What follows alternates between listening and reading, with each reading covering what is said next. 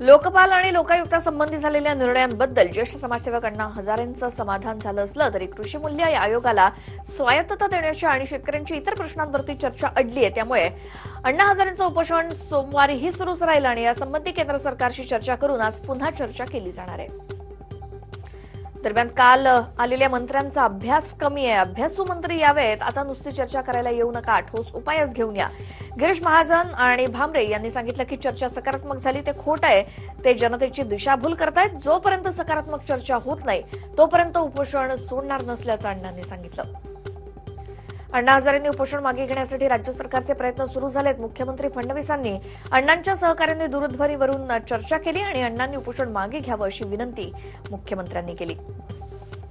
लोकपाल नियुक्तीसाठी उपोषणाला बसलेल्या अण्णा हजारेंची मनसे अध्यक्ष राज ठाकरेंनी भेट घेत उपोषण सोडावं यासाठी राज यांनी विनंती केली।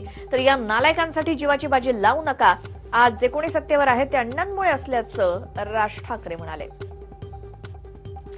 अण्णांचा आम्ही सन्मान करतो, ज्या मुद्द्यावर त्यांचं उपोषण सुरू आहे त्याबाबत सरकार सकारात्मक आहे, तसंच पुढच्या काळात सुद्धा आमचे प्रतिनिधी त्यांची समजूत काढण्याचा प्रयत्न करतील असं रावसाहेब दानवेंनी एका कार्यक्रमात सांगितलं। अण्णांवर पैसे घेतल्याचा आरोप चुकीचा असून ते निस्वार्थीपणे जनतेची सेवा करत असल्याचं दानवे म्हणाले। अण्णांच्या आंदोलनाला काँग्रेसचा पाठिंबा असल्याचं काँग्रेसचे संजय निरुपम यांनी सांगितलं। सत्तेत येण्यासाठी लोकपाल कायदा करण्यासाठी भाजप आग्रही होती आणि मात्र सत्तेवर आल्यावर लोकपाल कायद्याचा भाजपला विसर पडल्याची टीका संजय निरुपमांनी केली। लोकपाल कायद्याची अंमलबजावणी ही मोदींची जबाबदारी असल्याचं निरुपम म्हणाले। सामाजिक कार्यकर्त्या तृप्ती देसाईंनी देखील अण्णा हजारेंची भेट घेत सरकारवर टीका केली। अण्णांच्या जीवाचा काही बरं वाईट झाल्यास त्याला सरकारच जबाबदार असणार आहे असं देसाई म्हणाल्या। रायगड सिद्धी ग्रामस्थांच्या आंदोलनाच्या वेळी भाजप खासदार दिलीप गांधींच्या निवासस्थानासमोर अंगावर रॉकेल ओतून अमोल हजारे यांनी आत्मदहनाचा प्रयत्न केला। अण्णांच्या उपोषणाबाबत सरकार गंभीर नसून टाळाटाळ करत असल्याचा आरोप करत अमोल यांनी आत्मदहन करण्याचा प्रयत्न केला, मात्र पोलिसांनी वेळीच अमोल यांना पकडल्यानं पुढचा अनर्थ टळला। रायगडच्या पोलादपूरकरांनी मूक मोर्चानं अण्णा हजारेंना पाठिंबा दिलाय। जीएसटी आणि नोटाबंदी तातडीनं झाली व लोकपाल का रखडला असा सवाल करत पोलादपूर शहर आणि तालुकावासियांकडून तोंडाला काळी पट्टी बांधून मूक मोर्चाचं आयोजन करण्यात आलं। उद्धव ठाकरेंनी पक्ष खासदारांची बैठक बोलावली। आज सकाळी 11 वाजता मातोश्रीवर होणाऱ्या या बैठकीत उद्धव ठाकरे आपली भूमिका जाहीर करणार आहेत। लोकसभा निवडणुकीतील युतीबाबत शिवसेना भाजप यांच्यातील चर्चेला पडद्या मागे वेग आलाय। 2014च्या निवडणुकीच्या वेळचा 22-26चा फॉर्म्युला शिवसेनेला मान्य नसल्याची माहिती मिळते आणि आता 2019च्या लोकसभा निवडणुकीत युतीचा 25-23 असा नवा फॉर्म्युला होण्याची शक्यता आहे। मुख्यमंत्री देवेंद्र फडणवीसांनी भाजप शिवसेना युतीचे संकेत दिले। जालन्यात आयोजित करण्यात आलेल्या राष्ट्रीय पशु प्रदर्शनाच्या बक्षीस वितरण समारंभाला मुख्यमंत्र्यांनी हजेरी लावली। यात मुख्यमंत्र्यांनी युतीचे स्पष्ट संकेत दिलेत। मला इकडच्या आणि तिकडच्या दोन्ही मांत्रिकापासून नागरिकांची सुटका करायची असल्याचा अप्रत्यक्ष टोला उद्धव ठाकरेंनी मोदी आणि फडणवीस यांना लगावला। आरोग्यमंत्री डॉ. दीपक सावंत लिखित वास्तव कुपोषणाचं या पुस्तकाच्या प्रकाशन सोहळ्यात उद्धव ठाकरेंच्या हस्ते मुंबईत तो पार पडला आणि यावेळी त्यांनी मोदींवर पुन्हा हल्लाबोल केलाय। छगन भुजबळ राज ठाकरेंची भेट घेण्यासाठी कृष्णकुंजवरती आले होते आणि निवडणुकीच्या पार्श्वभूमीवर या चर्चेला महत्त्व आलंय। राज ठाकरेंना महाआघाडीत सामील करून घेण्यासाठी भुजबळ आग्रही आहेत आणि त्यामुळे भुजबळांनी राज ठाकरेंची अचानक भेट घेतल्यानं राजकीय चर्चांना उधाण आलंय। मुंबई युवक राष्ट्रवादी काँग्रेसच्या 4 जिल्हाध्यक्षांनी जयंत पाटील यांच्याकडे आपला राजीनामा सोपवला। मुंबई युवक राष्ट्रवादी अध्यक्ष पैशांची मागणी करत असल्याचा आरोप या जिल्हाध्यक्षांनी केला। तसंच या विरोधात 4ही जिल्हाध्यक्षांनी पक्षाच्या वरिष्ठांना पत्र लिहिलंय। आशिया खंडातील सर्वात श्रीमंत महापालिका म्हणून मुंबई महापालिका ओळखली जाते आणि 2019-2020 सालासाठीचा अर्थसंकल्प आयुक्त अजोय मेहता यांनी सादर केला। महापालिकेच्या शिक्षण विभागानं तब्बल 2733 कोटी रुपयांचा अर्थसंकल्प सादर केला। त्यानंतर आयुक्त अजोय मेहता यांनी पालिकेचा मुख्य अर्थसंकल्प स्थायी समितीला सादर केला।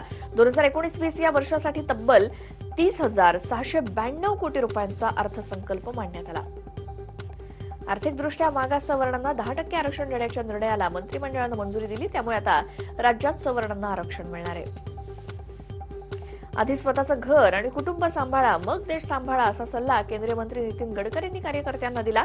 नागपूरमधल्या अखिल भारतीय विद्यार्थी परिषदेच्या जुन्या कार्यकर्त्यांच्या मेळाव्यात ते बोलत होते। प्रकाश आंबेडकर यांनी ममता बॅनर्जी यांना समर्थन दिले. ममता बॅनर्जी यांनी घेतलेला निर्णय हा संविधानाला धरू नये आणि तिथल्या कायदा सुव्यवस्थेच्या दृष्टीने योग्य आहे, असं प्रकाश आंबेडकर म्हणाले. ते लातूरच्या सभेत बोलत होते. उत्तर मध्य मुंबई लोकसभा मतदारसंघातून प्रिया दत्त यांनी माघार घेतल्यानंतर काँग्रेसमधील अनेक इच्छुक पुढे सरसावलेत. काँग्रेस अध्यक्ष राहुल गांधी हे नुकतेच दुबईला गेले आणि त्यावेळी बाबा सिद्दीकी यांनी भेटण्यासाठी त्यांची वेळ मागितली. मात्र राहुल गांधींनी वेळ देण्यास टाळलं. यावरून बाबा सिद्दीकी यांचं तिकीट कापलं गेल्याचं सूत्रांनी सांगितलंय. सीबीआय, रॉ आणि न्यायालयासह अनेक संस्था पपेट झाल्यात. या संस्था सरकारच्या इशाऱ्यावरती नाचत असल्याचा आरोप पंजाबचे पर्यटन मंत्री नवज्योत सिंग सिद्धूंनी पुण्यात केलं. तर नोटाबंदीनंतर भाजप अध्यक्ष अमित शहा, ग्रामविकास मंत्री पंकजा मुंडे यांच्या बँकेमध्ये काळा पैसा आल्याचा आरोपही सिद्धूंनी केलाय.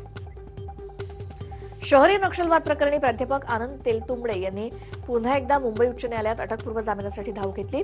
या अर्जावर आज न्यायमूर्ती नितीन सांबरे यांच्या खंडपीठापुढे तातडीची सुनावणी होणार आहे.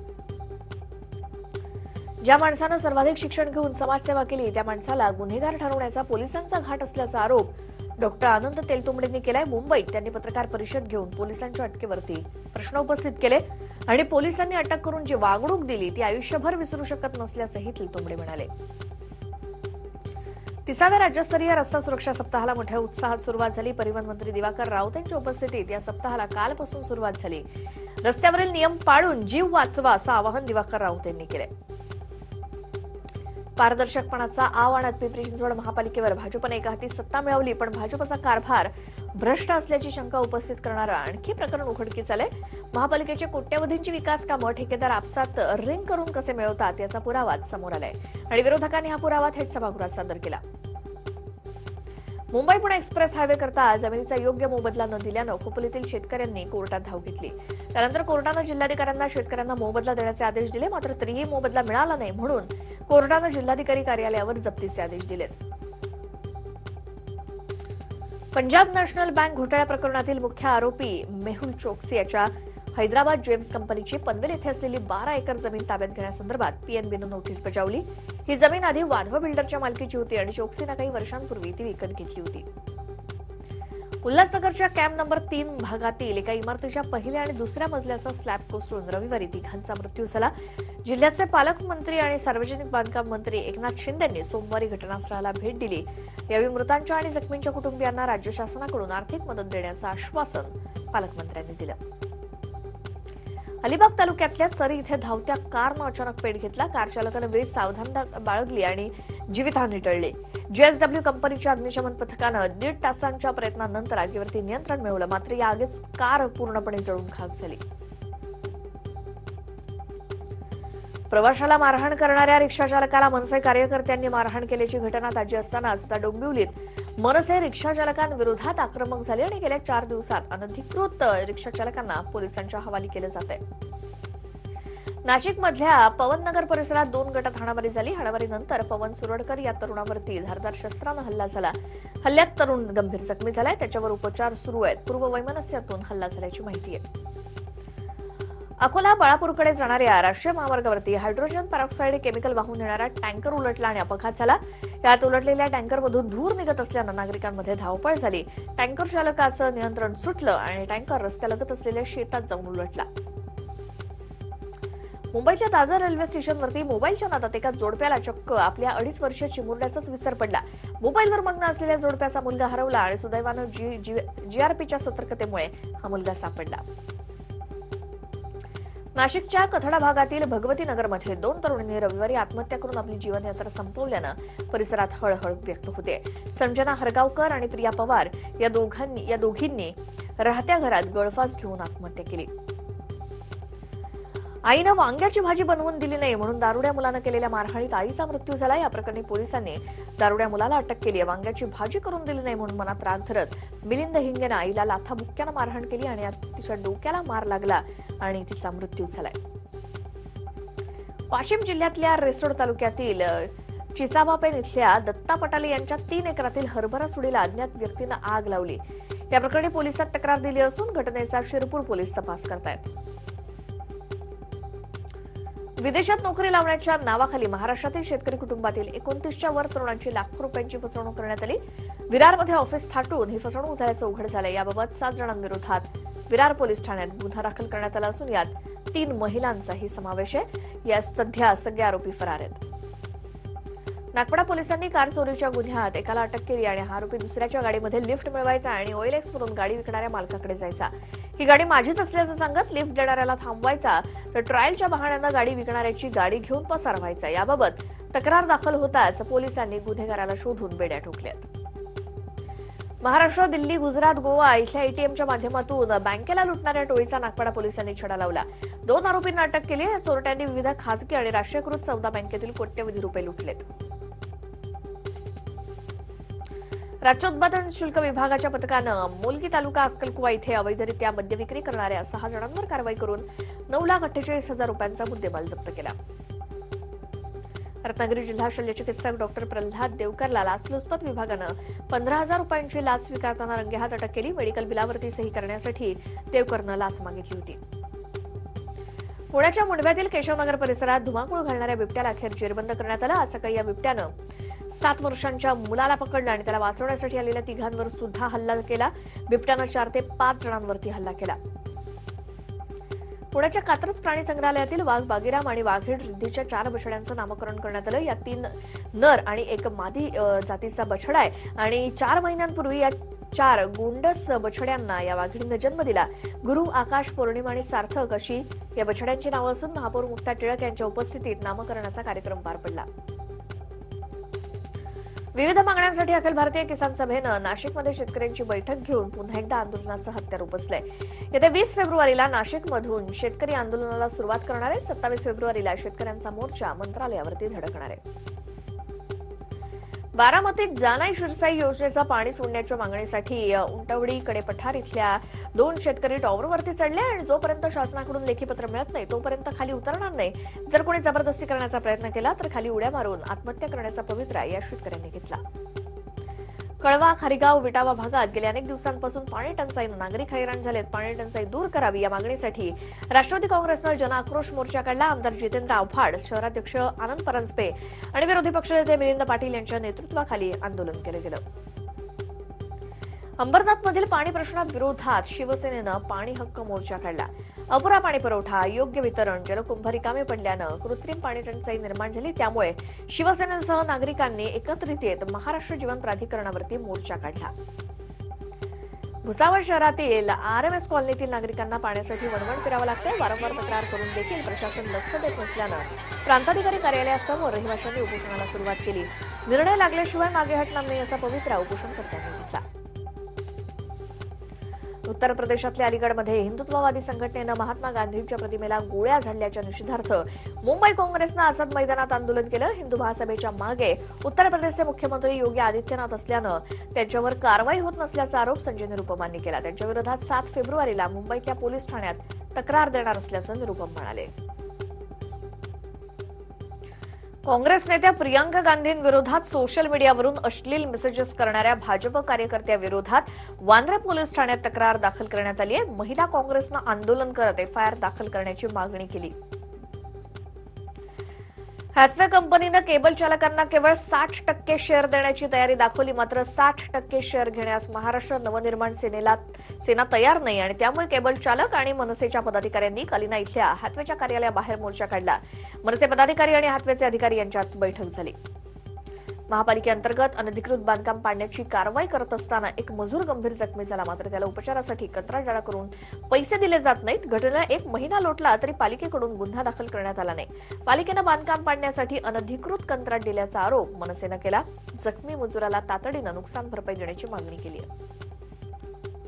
शिक्षक भरतीसाठी लागणारी अभियोग्यता चाचणी होऊन 14 महिने उलटून गेल्यावर अजूनही शिक्षक भरती न झाल्यामुळे उमेदवारांनी आंदोलन केलं। पुण्यातल्या सेंट्रल बिल्डिंग समोर महाराष्ट्रभरातून आलेल्या उमेदवारांनी जोरदार घोषणाबाजी करत सरकारचा निषेध केला। सावित्रीबाई फुले पुणे विद्यापीठातील पदनाम घोटाळा समोर आल्यामुळे कर्मचाऱ्यांचं वेतन रोखण्यात आलं। विद्यापीठ प्रशासनानं विद्यापीठातील सर्व कर्मचाऱ्यांचं जानेवारी महिन्याचं वेतन रोखून धरलंय। त्यामुळे कर्मचारी संघटना आक्रमक झालेत। अकोल्यामध्ये लहुजी शक्ती सेनेच्या पदाधिकाऱ्यांनी आपल्या विविध प्रलंबित मागण्यांसाठी अण्णाभाऊ ते जिल्हाधिकारी कार्यालयापर्यंत लोटांगण घालत अभिनव आंदोलन केलं. प्रशासनाचं लक्ष वेधण्यासाठी हे आंदोलन करण्यात आलं. ज्येष्ठ अभिनेते रमेश भाटकर यांचं काल निधन झालं. मुंबईतल्या रुग्णालयात त्यांनी अखेरचा श्वास घेतला. रमेश भाटकर यांची मराठी चित्रपट, टीव्ही मालिका, नाटकांमध्ये कारकीर्द गाजली आहे, तर कमांडर आणि हॅलो इन्स्पेक्टर या गुन्हे मालिका त्यांच्या हिट ठरल्या. 4 दशकांपेक्षा अधिक काळ रंगभूमी, मालिका, चित्रपटांमधल्या दमदार अभिनयानं रसिक प्रेक्षकांना भुरळ घालणारे ज्येष्ठ अभिनेता रमेश भाटकर यांच्या निधनाची बातमी धक्कादायक आहे आणि त्यांच्या जाण्यामुळे कलाविश्वाने एक चतुरस्त्र व्यक्तिमत्व गमावलंय असं म्हणत अजित पवारांनी रमेश भाटकर यांना भावपूर्ण श्रद्धांजली वाहिली. तर ज्येष्ठ अभिनेते रमेश भाटकर यांच्या रूपानं रंगभूमी, सिनेमा आणि छोट्या पडद्यावरती वावरणारा एक उमदा कलाकार काळाच्या पडद्याआड गेला असं म्हणत सुप्रिया सुळेंनीही भाटकर यांना भावपूर्ण श्रद्धांजली वाहिली. कांदिवली पश्चिम भागामध्ये गोमातेच्या नावावर गुजराती समाजानं कार्यक्रमाचं आयोजन केलं. या कार्यक्रमात नोटांचा अक्षरशः पाऊस पाडला गेला. संगीत कार्यक्रमात नोटांचा पाऊस पाडून या नोटा पायाखाली तुडवताना पाहायला मिळालं आणि कांदिवलीच्या या कार्यक्रमात राजकुमार देखील उपस्थित होत्या. संगीत कार्यक्रमात सुरू असलेल्या या पैशांचा पाऊस सध्या चर्चेचा विषय ठरला आहे. भुसावळ नागपूर रेल्वे विभागात तांत्रिक काम सुरू असल्यानं भुसावळ इथून संध्याकाळी 7:30 वाजता सुटणारी भुसावळ नागपूर पॅसेंजर गाडी 1 ते 28 फेब्रुवारी या काळात रद्द करण्यात आली आहे. भुसावळ नागपूर आणि नागपूर भुसावळ या दोन्ही मार्गावरील गाड्या रद्द केल्यानं प्रवाशांचे हाल होणार आहेत. आता कल्याण ते नाशिक दरम्यान लवकरच प्रवासासाठी लोकल ट्रेन सुरू होते. मुंबई ते नाशिक मार्गावरील घाटावर चढण्यासाठी ही विशेष लोकल तयार करण्यात आली आहे. ही ट्रेन चेन्नईमध्ये तयार करण्यात आली आणि या विशेष ट्रेन्स मुंबईमध्ये दाखल झाल्या आहेत. पेट्रोल आणि डिझेलचे दर आकाशाला भिडले असताना नाशिकच्या एका तरुणानं सोलरवर धावणारी ऑटो रिक्षा बनवली आहे. रिक्षाच्या माध्यमातून त्यानं स्वतःसाठी उत्पन्नाचं साधन तयार केलंय. तसंच महिला आणि विद्यार्थिनींना रात्रीच्या वेळी घरपोच सेवा अंकुश मगजी देतोय आणि त्याच्या या उपक्रमाचं सगळीकडे कौतुक होत आहे. नंदुरबार जिल्ह्यातल्या शहादा नगरपालिकेचे नगराध्यक्ष मोतीलाल फकीरा पाटील यांनी आपला वाढदिवस अनोख्या पद्धतीने साजरा केला. याही वर्षी त्यांनी ग्रंथतुला करून आपला वाढदिवस साजरा केला. गरजू विद्यार्थ्यांना आणि नगरपालिकेच्या वाचनालयाला पुस्तकं मिळावीत यासाठी त्यांनी हा उपक्रम राबवला. मराठा लाईट इन्फंट्रीला 250 वर्ष पूर्ण झाल्यानिमित्तानं बेळगावातील मराठा सेंटरमध्ये शानदार कार्यक्रम आयोजित करण्यात आला. मराठा लाईट इन्फंट्रीची स्थापना 4 फेब्रुवारी 1738 साली झाली होती. नेव्ही आणि वायुसेनेच्या तुकडीनं मराठा सेंटरमध्ये पथसंचलन केलं. वायुसेनेच्या फ्लाईट लेफ्टनंट पूनम यादव यांनी वायुदल परेडचं नेतृत्व केलं. नाशिकच्या सुला फेस्टिवलचा दुसरा दिवस मोठ्या उत्साहात पार पडला. प्रसिद्ध गायक शंकर महादेवन यांच्या गाण्यांनी सुला फेस्टिवलची सांगता झाली. यावेळी शंकर महादेवन यांनी विविध भाषांमध्ये गाणी गाऊन प्रेक्षकांची मनं जिंकली आहेत. भिवंडी शहरातील कौसर बेगम इंग्लिश स्कूलचा वार्षिक स्नेहसंमेलन सोहळा आयोजित करण्यात आला होता. याला प्रमुख अतिथी म्हणून अभिनेत्री आणि गायिका सलमा आगा उपस्थित होत्या. यावेळी त्यांच्यासमोर विद्यार्थ्यांनी त्यांच्याच गाण्यावरती नृत्य सादर करताना सलमा आगांनाही मोह न आवडल्यानं त्यांनी सुद्धा थेट व्यासपीठावरती जाऊन विद्यार्थ्यांसोबत नृत्य केलं.